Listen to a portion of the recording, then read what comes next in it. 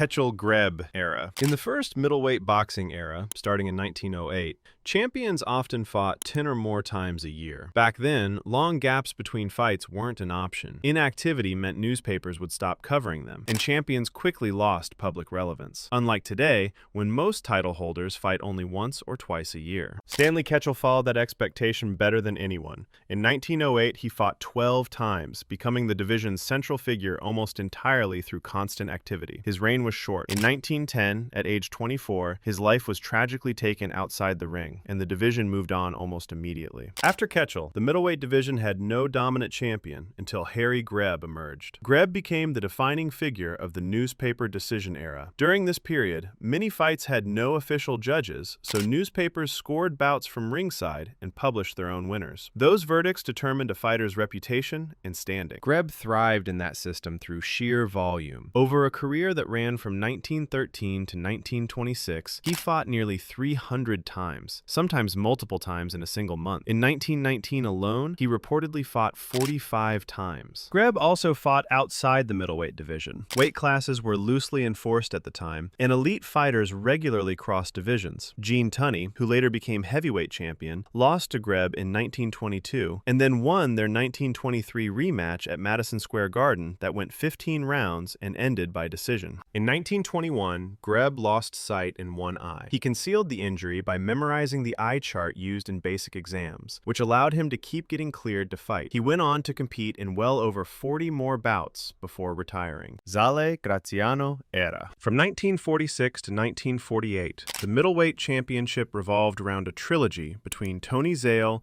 and Rocky Graziano. Zale entered the era as the established middleweight champion during boxing's resurgence after World War II, when major fights returned to large indoor arenas and began drawing national attention again. Their first meeting took place in September 1946 at Yankee Stadium in front of nearly 40,000 spectators. Both men were knocked down early, and the fight swung repeatedly before Zale stopped Graziano in the 6th round to retain the title. The bout was named the Ring Magazine's Fight of the Year. The rematch followed in July 1947 at Chicago Stadium. Zale again hurt Graziano early and opened severe cuts, but Graziano rallied and knocked Zale out in the 6th round to win the middleweight championship. For the second straight year, the fight was named Fight of the Year, cementing the rivalry. A third and deciding bout came in 1948 in Newark, New Jersey. Zale dropped Graziano early and stopped him in the 3rd round, reclaiming the championship and closing one of the most punishing trilogies in middleweight history. Robinson Era. The middleweight championship entered a new phase in 1951 when Sugar Ray Robinson moved up from welterweight to challenge reigning champion Jake LaMotta. LaMotta, later depicted in the 1980 film Raging Bull, entered the bout as the reigning champion and the only boxer to defeat Robinson as a professional. Their fight in February 1951 took place on Valentine's Day and marked the 6th meeting between the two, concluding a rivalry that had stretched back nearly a decade. Robinson won the championship by stopping LaMotta in the 13th round after a sustained sequence of unanswered punches. LaMotta remained on his feet until the referee intervened, ending his title reign and giving Robinson the middleweight championship. Later that year, Robinson traveled to London to defend the title against Randy Turpin. The fight took place during a severe British heat wave, with temperatures inside Earl's Court reportedly climbing well above 90 degrees Fahrenheit under the lights. Robinson arrived only days before the bout and struggled to adjust as the fight wore on. By the later rounds, he was visibly exhausted, fading badly down the stretch and allowing Turpin to pull ahead on the scorecards and win a decision to take the championship. Robinson regained the middleweight championship later in 1951 in a rematch with Turpin, scoring a knockout to reclaim the belt. Over the following years, Robinson continued to move between weight divisions while repeatedly returning to middleweight title contention. In 1957, Robinson lost the middleweight title to Gene Fullmer by knockout. The defeat ended Robinson's final reign at middleweight. Post-Robinson Era. From the late 1950s through the 1970s, the middleweight championship changed hands repeatedly among a small group of elite contenders. Gene Fullmer remained central to the middleweight title scene into the early 1960s, meeting Sugar Ray Robinson again in a 1961 title defense that lasted 15 rounds in Las Vegas. Emil Griffith entered his middleweight championship years carrying the aftermath of one of boxing's boxing's most traumatic events. In March 1962, during a nationally televised welterweight title defense at Madison Square Garden,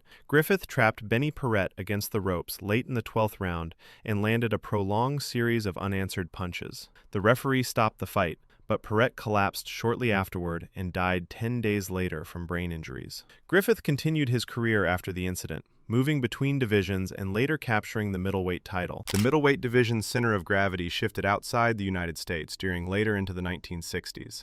Dick Tiger, born in colonial Nigeria and developed in Britain before relocating to the United States, won the middleweight title in 1962 by defeating Gene Fulmer. In 1970, Carlos Monzon became the new dominant force in the middleweight division. The Argentine challenger, standing 6 feet 2 inches with a reach far longer than most middleweights of the era, traveled to Rome and stopped Nino Benvenuti to win the title. After a decisive rematch later that year, Monzon established full control of the division, defending the championship 14 times against 11 different opponents across multiple countries. He never lost the title in the ring and retired as middleweight champion. Hagler Era. Marvin Hagler spent much of the late 1970s fighting ranked contenders without receiving an immediate middleweight title opportunity.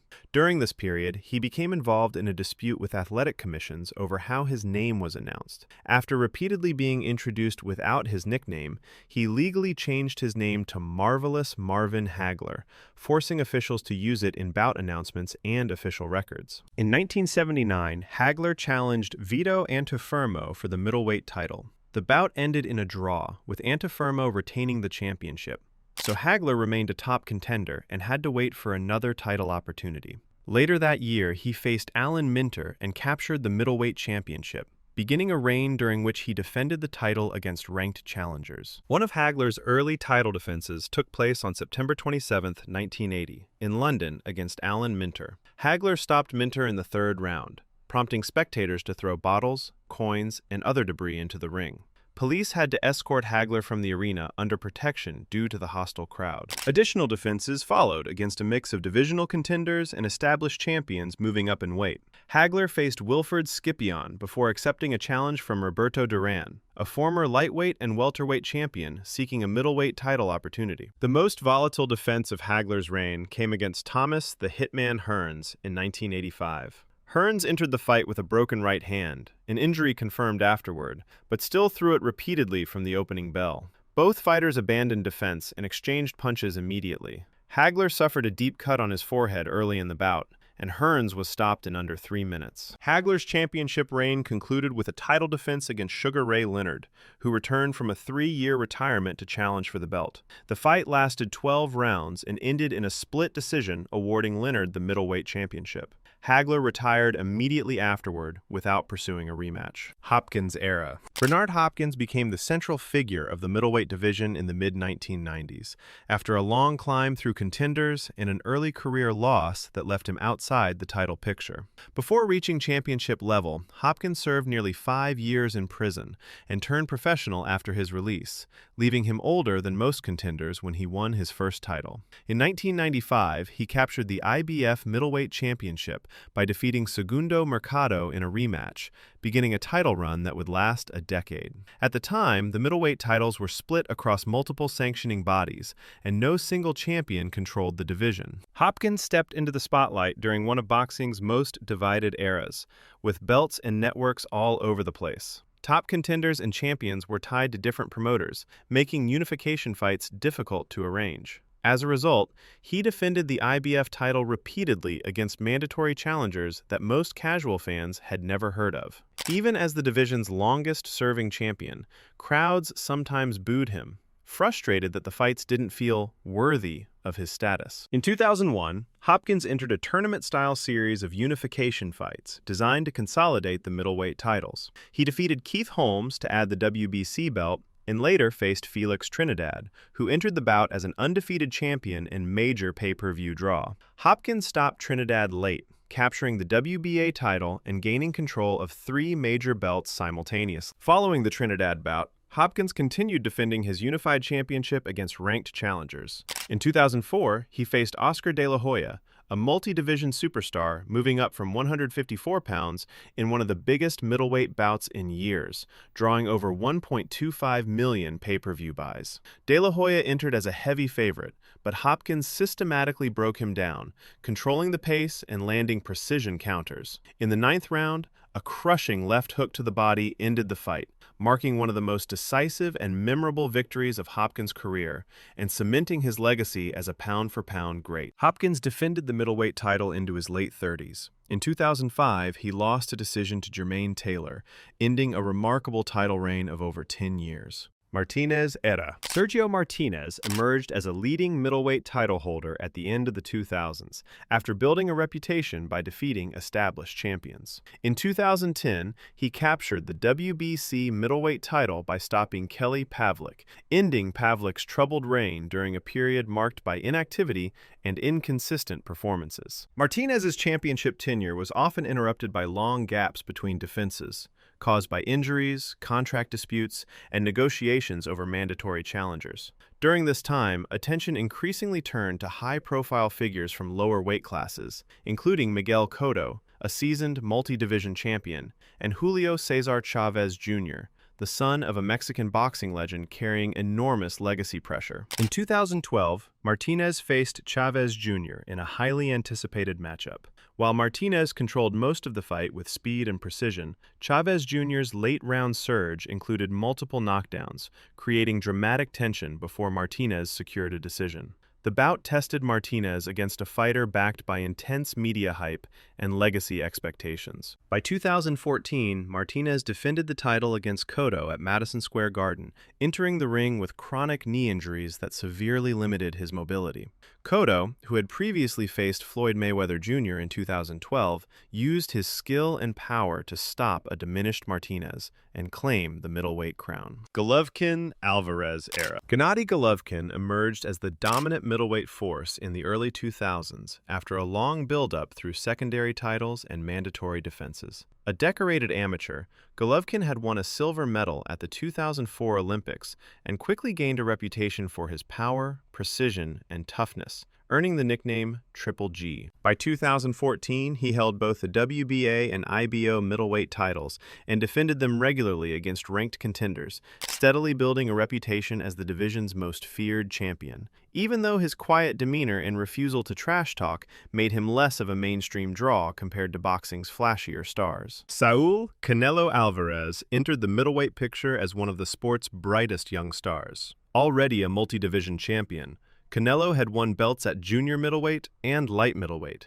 and had become a major pay-per-view draw across Mexico and the United States. In 2015, he defeated Miguel Cotto for the WBC middleweight title, but rather than face Golovkin immediately, he vacated the belt, sparking speculation and debate among fans about whether he would take on the division's most feared puncher. The first Golovkin-Álvarez showdown finally arrived in 2017. Golovkin, 35, brought years of experience, relentless pressure, and devastating power, while the 27-year-old Canelo combined speed, sharp counters, and immense star power. Over 12 tense rounds, Golovkin dominated much of the action, but Canelo's defensive adjustments and well-timed counters kept the fight close. When the final bell rang, the bout was scored a split draw, leaving the titles divided and igniting heated debate over who had truly won. Negotiations for a rematch dragged into 2018, complicated by contractual disputes and Álvarez's 6-month suspension after testing positive for clenbuterol.